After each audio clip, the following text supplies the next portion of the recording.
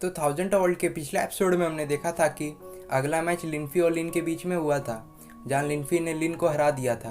पर उसे यहाँ पर याद नहीं होता कि आखिर उसने किस टेक्निक का यूज़ कर यहाँ पर लिन को हरा दिया था। और अब आगे तो एपिसोड के स्टार्टिंग में हम सोंगयेन को देखते हैं, जिसका अगला मैच टोंग के साथ फिक्स हुआ था और वह उससे फाइट कर रहा था, जहाँ पर टोंग सोंगयेन पर भारी पड़ रहा था। जिस पर सोंगयेन सोचता है कि यहाँ पर मैं जानता हूँ कि टोंग मुझसे बहुत ही पावरफुल है और मैं उसके लेवल का नहीं हूँ, लेकिन मैं यहाँ पर हार नहीं मान सकता हूँ। जिसके बाद वह लिनफी के सिखाए हुए लाइटनिंग मूवमेंट टेक्निक का यूज़ कर उस पर अटैक करता है, जिससे हम देखते हैं कि वह बहुत ही फास्टली अपनी स्वॉर्ड से टोंग पर अटैक करता है। पर हम देखते हैं कि टोंग के बॉडी के सामने एक पूरा बैरियर होता है, जिसके कारण उसका अटैक उस बैरियर पर ही रुक जाता है और वह उससे आगे नहीं बढ़ पाता है। जिसे देख लिनफी बोलता है यह तो इमॉर्टल बॉडी है।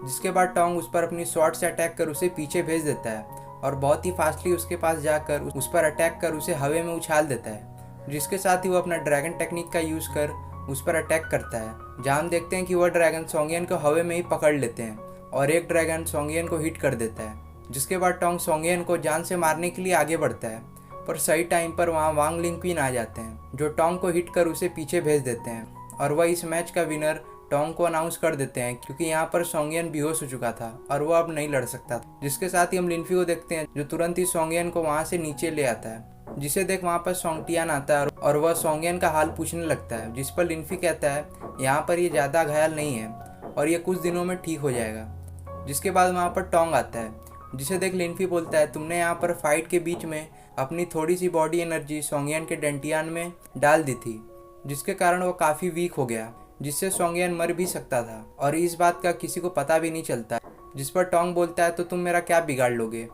जिसके बाद हमें अगला मैच दिखाया जाता है, जहाँ सी एक बंदे से फाइट करता है और वह उसे बहुत ही आसानी से हरा देता है। जिसके बाद हमें क्यू दिखाई जाती है, जो एक लड़की से फाइट कर रही थी और वह अपने एक ही स्लैश अटैक से उसे हरा देती है। जिसके बाद हमें कुछ देर बाद का सीन दिखाया जाता है, जहाँ सीनियर वांग लिंगक्विन अभी तक जितने भी लोग अपने सारा मैच जीते हुए हैं उन्हें एक पेंडेंट देता है, जिसे जब वो लोग क्रश करते हैं तो उसके अंदर उनके अपोनेंट का नाम निकलता है। जहाँ हम देखते हैं कि लिनफी के पेंडेंट में टोंग का नाम निकलता है और सी के पेंडेंट में क्यू का नाम निकलता है। जिसके साथ ही लिनफी और टोंग का फाइट अनाउंस कर दिया जाता है। जिसके बाद वह दोनों एरिना में आ जाते हैं और उनका मैच स्टार्ट कर दिया जाता है, जहां मैच के स्टार्ट होते ही लिनफी तुरंत ही टोंग पर अटैक कर देता है। जहां हम देखते हैं कि उनके वेपन के टकराने से बहुत ही पावरफुल फोर्स निकल रहा था, जिससे वह एरिना पूरी तरह से हिलने लगता है। जहां हम देखते हैं कि लिनफी जब भी टोंग पर अटैक करता है उसके सामने वही बैरियर आ जाता है, जिसके कारण वह उसे हिट नहीं कर पाता है। पर लिनफी यहाँ पे हार ना मानते हुए उस बैरियर के एक ही पॉइंट पर बार बार अटैक कर रहा था।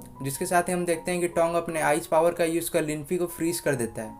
पर लिनफी तुरंत ही उस अटैक को डिस्ट्रॉय कर अपने क्लोन फेदर टेक्निक का यूज़ करता है, जिससे बहुत सारे लिनफी टोंग पर अटैक करने लगते हैं। जिसे देख टोंग तुरंत ही उन क्लोन को डिस्ट्रॉय करने लगता है और वह अपने ड्रैगन टेक्निक का यूज़ कर उन सारे क्लोन को डिस्ट्रॉय कर देता है। जिसके बाद असली लिनफी उस पर अटैक कर उसे एरिना के बॉर्डर पे भेज देता है, जिससे टोंग उस पर गुस्सा हो जाता है और वह उस पर अपने ड्रैगन टेक्निक का यूज़ कर देता है। जिसे देख लिनफी तुरंत ही अपने आप को शील्ड में कवर कर लेता है, जहाँ पर हम लिनफी को देखते हैं कि वह खुश हो रहा था। जिसके कुछ देर बाद हम देखते हैं कि वह ड्रैगन स्पिरिट पूरी तरह से फ्रीज हो जाता है और लिनफी बोलता है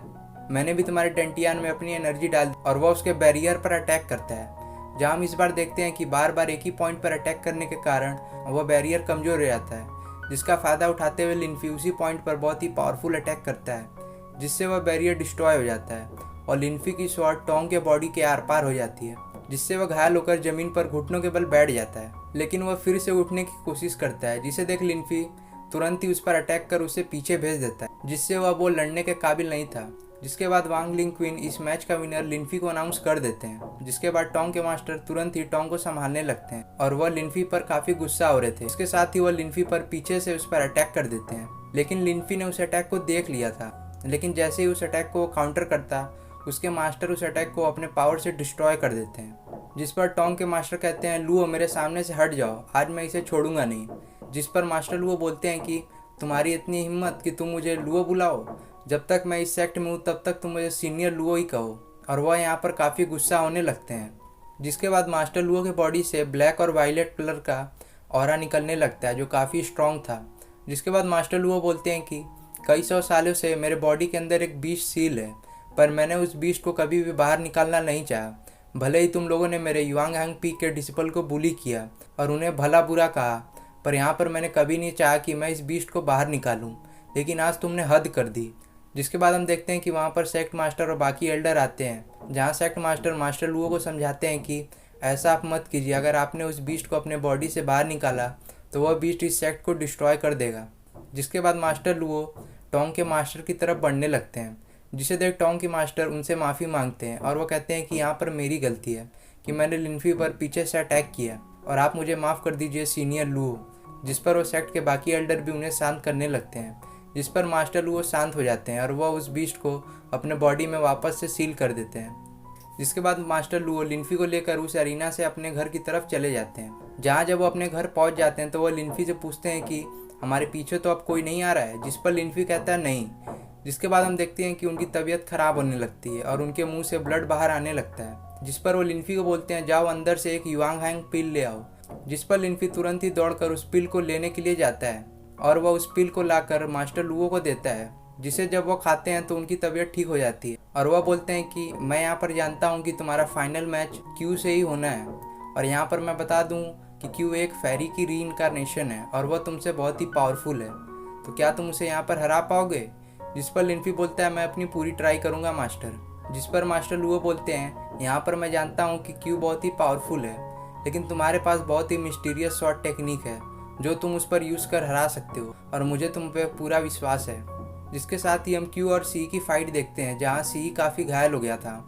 और वह क्यू को हरा नहीं पा रहा था। जिसके साथ ही क्यू उस पर अटैक कर उसे हरा देती है और वह फाइनल में एंटर कर जाती है। जिसके साथ ही हम अगले दिन का सीन देखते हैं, जहाँ पर इस रिले असेंबली टूर्नामेंट का लास्ट राउंड था,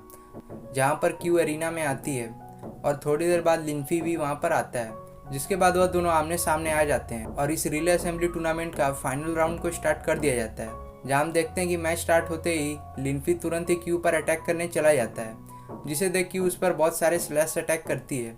जिसे देख लिनफी तुरंत ही उस अटैक को डिस्ट्रॉय करने लगता है।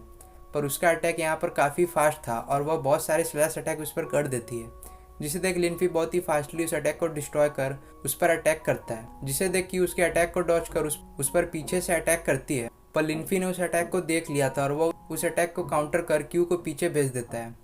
जिसके साथ ही हम देखते हैं कि क्यू अपनी पूरी पावर का यूज़ करने लगती है और वह अपने स्वॉर्ड को बाहर निकाल लेती है और वह लिनफी पर अटैक करने लगती है, जहाँ पर हम देखते हैं कि इस बार लिनफी उसके अटैक को डिस्ट्रॉय नहीं कर पा रहा था और वह काफ़ी घायल हो जाता है और उसके मुंह से ब्लड भी बाहर आने लगता है, जिसे देख वह सोचता है कि यहाँ पर मैं हार नहीं सकता हूँ और वह अपनी बॉडी की पूरी एनर्जी का यूज़ करने लगता है। जिसके साथ ही हम देखते हैं कि वो अपनी बॉडी की वाइटल स्पिरिट और एडमेंट एनर्जी का एक साथ यूज़ करता है, जिससे उसकी पावर काफ़ी यहाँ पर बढ़ जाती है और उसके अगल बगल काफ़ी पावरफुल ऑरा बहने लगता है। जिसके साथ ही वो क्यू पर फाइनल अटैक करता है, जहाँ क्यू भी पूरी तरह से तैयार थी और वो भी अपना फाइनल अटैक करती है, पर यहाँ हम देखते हैं कि लिनफी की स्वॉर्ड क्यू के गले पे थी। जिसके साथ ही क्यू अपना हार मान लेती है और यहाँ पर लिनफी इस मैच को जीत जाता है, पर हम देखते हैं कि लिनफी काफ़ी घायल होने के कारण यहाँ पर बेहोश हो जाता है। जिसके बाद जब लिनफी की आँख खुलती है तो वह अपने पास्ट लाइफ वाले मास्टर के सामने था, जिसे देख लिनफी काफ़ी इमोशनल हो जाता है और उसके सेक्ट के बाकी लोग भी वहाँ आते हैं, जो कहते हैं कि इस बार तुम इस सेक्ट को डिस्ट्रॉय मत होने देना। जिसके साथ ही वह रियल लाइफ में आता है, जहाँ पर मास्टर लुओ और उसके बाकी दोस्त थे और इसके साथ ही लिनफी ने इस रिले असेंबली टूर्नामेंट को जीत लिया था। जिसके बाद हमें अगले दिन का सीन दिखाया जाता है, जहाँ सेक्ट मास्टर लिनफी को कोर डिसाइपल बना देते हैं और वह उसे कोर डिसाइपल का पेंडेंट दे देते हैं। जिसके बाद लिनफी अपने घर आ जाता है और वह ट्रेनिंग करने लगता है, जहाँ मास्टर लुओ आते हैं और वह बोलते हैं कि अब तुम कोर डिसाइपल बन गए हो और तुम्हें इस सेक्ट के सबसे पहले सेक्ट मास्टर का मुझे स्वॉर्ड लाकर देना पड़ेगा। जिस पर लिनफी बोलता है हाँ मास्टर, मुझे याद है। जिसके साथ ही हम देखते हैं कि वहाँ एक क्रो होता है जो लिनफी को बहुत ही ध्यान से देख रहा था। जिसके बाद हमें एब्बेस एम्परर का सीन दिखाया जाता है, जो अब भी जिंदा होता है और यहाँ पे हमारा ये सीज़न 1 ख़त्म हो जाता है और इसका नेक्स्ट सीज़न अभी तो फ़िलहाल आया नहीं है, लेकिन जब भी आएगा तो मैं इसकी एक्सप्लेनेशन स्टार्ट कर दूँगा।